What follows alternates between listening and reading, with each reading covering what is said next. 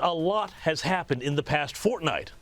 But if you want the one big takeaway about what is going on in U.S. politics, it is this.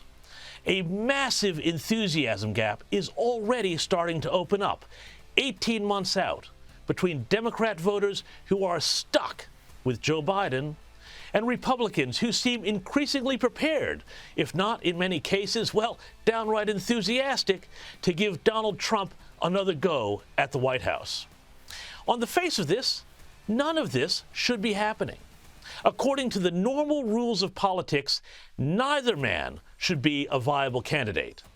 Joe Biden is obviously entering the put your tray tables up and return to your seats to the upright position phase of his life.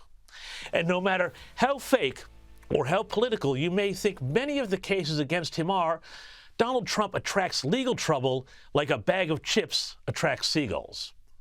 But again, these are not normal times.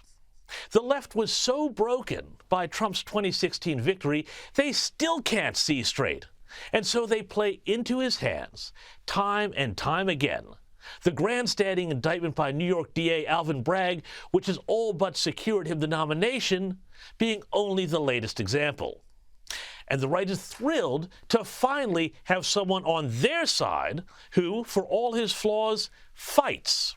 He is a rebuke in that sense to all the Mitt Romney, Jeb Bush, amiable loser types who know how to use a fish fork but never learned how to twist the knife. Now the dynamic is something like this. The left, the Democrats, don't want to lose to Trump. They'll do anything to make that happen. The right, the Republicans, however, will do anything to win. Which might be why we are seeing things happening. These two things. One, a big enthusiasm gap opening up in the polls between Republicans and Democrats. And two, the Democrats starting to, well, there's no other word for it, panic. Check this out. This week, the Washington Post dropped a poll. Here's a couple of questions from that survey that are, shall we say, germane to this discussion. First question. Who are you going to vote for? Well, in a head-to-head matchup, the poll shows Trump beating Biden 45-38 among definitely or probably would vote for one side or the other. And of those, 36% said they will definitely vote for Trump versus 32% for Biden. There's that enthusiasm gap. Oh, but wait, there's more. Check this out. Along with who was more honest and trustworthy, no surprise there, neither side really ran away with that one, the Washington Post also asked who had the mental sharpness to do the job and who was in good enough physical health to serve. Only a third of voters said Biden was physically capable or mentally sharp enough to hold the gig. The fact that more people aren't openly talking about swapping out Biden with Kamala Harris is just testament to the fact that for Biden, his vice presidential pick is a bigger insurance policy than a Kennedy's compulsory green slip. You can see why the alarm bells are starting to ring. On the left, the party is dividing between realists and true believers, those who think there's a problem and those who back Comrade Joe's 5-year plan to triple beetroot harvests. Late this week, The Hill, which is sort of the Washington trade paper, asked the question, is the Biden campaign spluttering already? There's a lot of gold in this piece, but I loved this paragraph. Quote, Biden did attend a Democratic National Committee reception for backers 2 weeks ago, with White House officials offering presentations that were considered, quote, vague and mostly talking points. Ron Klain, Biden's former chief of staff, made a presentation, Axios reported, which tellingly, quote, attested to Biden's vigor, unquote. Well, if Joe Biden's former chief of staff attested to his vigor, what more do you need? The analysis continued, quote, Biden should be out storming Democrat strongholds in California or Illinois, trying to generate some momentum. But instead, the president's calendar has been even lighter than usual, with some days showing Biden receiving the daily briefing and no other appointments, unquote. This is serious trouble. But there could be more trouble coming too, as allegations of a Biden family corruption scheme grew this week.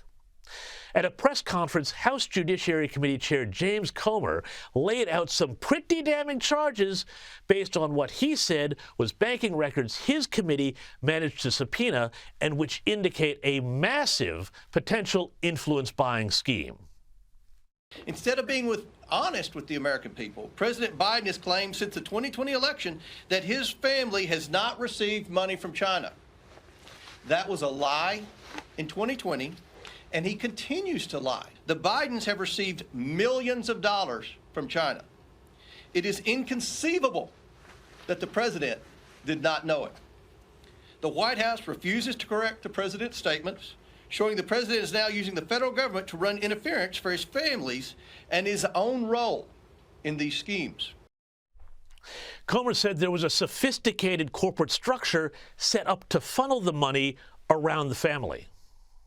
The bank records show the Biden family, their associates, and their companies received over $10 million from foreign nationals and their companies.